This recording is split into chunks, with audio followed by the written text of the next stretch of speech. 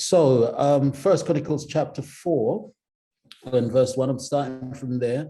The sons of Judah were Perez, Hezron, Carmi, Hur, and Shobal. Rhea, the son of Shobal, begot Jahath, and Jahath begot Ahumai and Lahad. These were the families of the Zorathites. These were the sons of the fathers of Etam, Jezreel, Ishma, and Idbash. And the name of their sister was Hazel Poni. You know, as we come to that part of the Bible where we go through the begats, so-and-so begat this one and so on, it's kind of boring, isn't it? You know, you just think, well, do I need to know this information? I really don't. And yet, I've conducted many funerals during the time of my ministry. And as you walk through the cemetery, there is from time to time a particular gravestone that you will come across that causes you to stop and think. And this is one from Spike Milligan. Spike Milligan was a British comedian, and on his tombstone, he had left the epitaph, "I told you I was ill." quite funny, actually. And so as we go through First Chronicles chapter 4, we're doing this like we're just walking through the cemetery and we're being told who begat whom and so on. But in verse 9, the Bible, the chronicler changes for some reason. He says, now Jabez was more honorable than his brothers, and his mother called his name Jabez, saying, because I bore him in pain. Jabez means he will cause you pain. And you ask yourself, why on earth would a mother give her son that name? Why does the chronicler decide to do something completely different from all the begats and the begats? He suddenly changes and he says that Jabez was more honorable. What was it about Jabez that causes the chronicler to pause and to give us information that he's not sharing about any of the others? Jabez was more honorable. Here was a man that sisters could go out with this brother knowing that his intentions were honorable. If Jabez was a businessman or whatever, you know, you could trust him. If he said this job was $500, then you could trust him. You could rely on his word. So the chronicler feels it's important. There's something about Jabez that he wants us to know. Jabez was the same guy that you saw at church, as he was at home, as he was at work. He was honorable. Roger Dudley, he is an Adventist author, and he wrote the book, The World of the Teenager. And what Dudley did was to interview young people who had left the church. Why did you leave the church? And overwhelmingly, again and again, young people were talking about the hypocrisy of their parents. They were one thing at church, but something different at home. And Jabez was the kind of guy who was the same at church, he was the same at home. And you know, the people who see us the most are family members. They see us as we really are. And so you could be the smiling, loving elder at church, but what are you really like at home? And so Jabez, we can be confident that Jabez was the same person at church as he was at home, as he was at work. He was more honorable than his brothers. And so I want you to notice that Jabez is not being compared with strangers. The Bible says he was more honorable than his brothers. How do you tell who is dishonorable and who is honorable? You know, years ago, I used to visit the Broadmoor Hospital in England. And if on the left of the screen, you will see two brothers. Their names are Ronnie and Reggie Cray. And these guys were notorious gangland criminals who were detained at Her Majesty's pleasure in what was the Broadmoor Hospital, which was a high security hospital for the mentally deranged. So my wife and I, when we were students at Newbold, we would go through on a Saturday afternoon to visit the inmates at Broadmoor. And from time to time, we would see Ronnie and Reggie Cray sitting there, and they just looked like ordinary fellas. In fact, one of the challenges that I had when I walked into the visiting room was to tell who was the visitor and who was the inmate, because you just can't. Nobody has dishonorable written on their forehead. It comes out in their behavior, it comes out in their conduct. And so the Bible tells us that his mother called his name Jabez because I bore him in pain.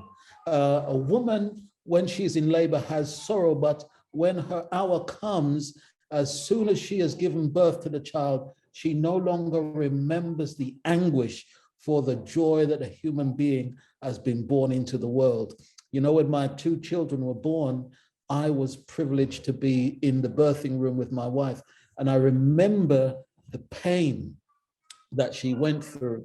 But as soon as they placed the baby in her arms, there was just this smile, this joy that her face just lit up because of this bundle of joy that had been placed into her arms. And so we wonder to ourselves, why would a mother label her son with a name like that? And so this kid grows up with the shame and embarrassment of knowing that he caused his mother pain. You know, my wife and I, we lived in South Africa for 3 years. I was pastoring there for a while. And one of the things that really struck me was the intentionality with which the Africans chose the name of their children.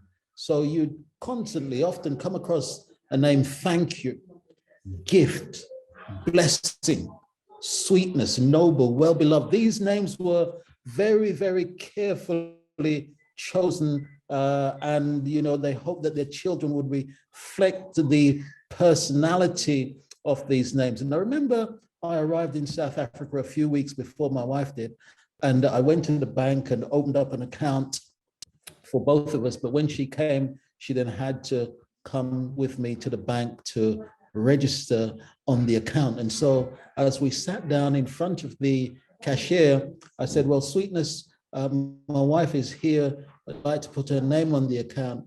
And Rowena was looking at me and thinking, why are you calling this girl Sweetness? What's going on? And I had to say, listen, no, this is her name. That's her name, Sweetness, you know? And so they gave these wonderful names to their children. But as Jabez grew up, every time there was trouble, he was reminded that he would cause pain. Literally, he was being reminded that he was a troublemaker. What a legacy his mother gave to him. And do you take this man? You would just imagine on the day he was getting married, do you take this man? He will cause you pain to be your lawful wedded husband. What a legacy. I do take you, Jabez, you will cause me pain. Which woman's going to say that? You know, so you can see the burden that was laid on this child by a mother who was really not thinking very, very carefully about what she was doing. And so we can very often find ourselves hamstrung by the circumstances that life throws at us. You know, we cannot break out of the legacy that has been thrown to us. And so here you have a picture of Jean Thompson, her son Stephen, and her granddaughter Jessica. And these people featured in one of our British newspapers because this was 3 generations of dole. I think in America, you will say these people they are receiving money from the state in order to live. I can't remember the term that you use over there, but 3 generations. So there is mother, then there's son, and now there's granddaughter, and all 3 of them are just trapped in this way of living and don't seem to have the will to be able to get out. And so many people find themselves like that. So when I beat on you, I can't help myself because I saw my father beating my mother. We used to beat on us. And so when I do it, it's really, I cannot help myself because that's the legacy that's been handed down to me. I wish I could stop, but I just can't help myself. My brothers were druggies, my parents were druggies. So what hope is there for me? It should not be surprising that I'm living this life. I'm trapped in this kind of lifestyle because of my heritage. Heart disease, hypertension, diabetes run in my family. It's genetic, so I'm bound to get it. And I'm sure that many of you will have heard that repeatedly. People say that to me regularly. Diabetes runs in my family. Hypertension runs in my family. So it's not surprising that I've got it. I'm a liar and a thief, but that's because of my background. My father was in prison several times, and so was my mother and siblings. I've got no chance. And there are those with that legacy of their heritage, and they seem trapped, and there is no way out. My dad had many children with different women, and so it is part of who I am. I remember doing the baby blessing in church of a young couple. They were not married at the time. And sometime later, the young lady called me. She said, "Will you come over and see me?" And so I went to see this young lady, and she said, "Pastor, you talk to my boyfriend. We've had a row and he's walked out on me and he's left me pregnant. So there's two children. And there's also another girl on this road that he's got pregnant. So that's 3 children, one's here and 2 on the way." And she said, "Pastor, will you go and talk to him?" And so she gave me his address, and I went to visit this young man. And when I got there, he said to me, "Look, I don't want anybody disturbing my peace. I don't know why you're here. I don't want anybody disturbing me." But surprisingly, he let me in. And as we began to talk, he said to me, "Look, she's mistaken about the 3 kids. It's actually 4. So here he was volunteering information. She was wrong about the children. It's 3. It's not 3, but 4. And then as we talked, I asked him to tell me about his brothers and sisters. And he said, "There's 11 of us. My father had 11 children with different women." And here was this young man walking in the footsteps of his father, no intention of shaking off the shackles. He was now on his 4th child, and clearly was on his way to making many more, because that's the legacy that his father had thrown to him.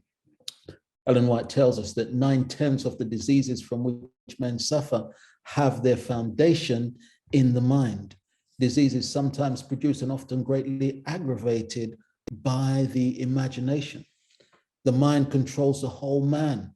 All our actions, good or bad, have their source in the mind. It is the mind that worships God and allies us to heavenly beings.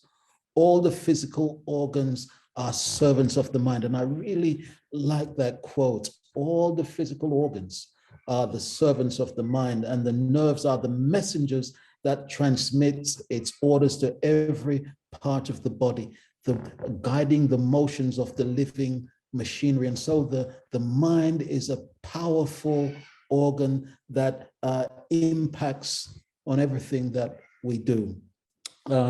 Timothy Jennings, in his book, The God-Shaped Brain, shares the story of Sam Schumann. Sam Schumann in the 1970s was diagnosed with liver cancer and given months to live. And sure enough, within a few months, Sam was dead. But when they carried out the autopsy, Sam Schumann did not die from liver cancer. But his mind told him, he had been told he had liver cancer, and he bought into that, and he didn't fight. He just gave in, and sure enough, died within a few months from liver cancer. The harmonious action of all the parts, brain, bone, and muscle is necessary to the full and healthful development of the human organism. Now, many of you will have heard this, that in May 2013, actress Angelina Jolie announced that she had cut off both her breasts because she was living with an 87% risk of breast cancer and a 50% risk of ovarian cancer. If only she had heard of IIOM, Dr. Sharps, she could have saved herself a great deal of problems there. And so, but Jolie was convinced that she was living with that 87% risk, and so took the drastic action. And Angelina Jolie is actually one of the world's top influencers. Millions of people follow her, and whatever she does, they do. But women were not running to cut off their breasts. Not many people followed Angelina on that one. But I want you to notice this: genetics load the gun, but lifestyle pulls the trigger. And if only Angelina was aware of that truth, she may have acted differently. Genetics load the gun, but lifestyle pulls the trigger. Thanks for watching. Don't forget to hit like and subscribe, clicking the bell icon so you're notified whenever we upload.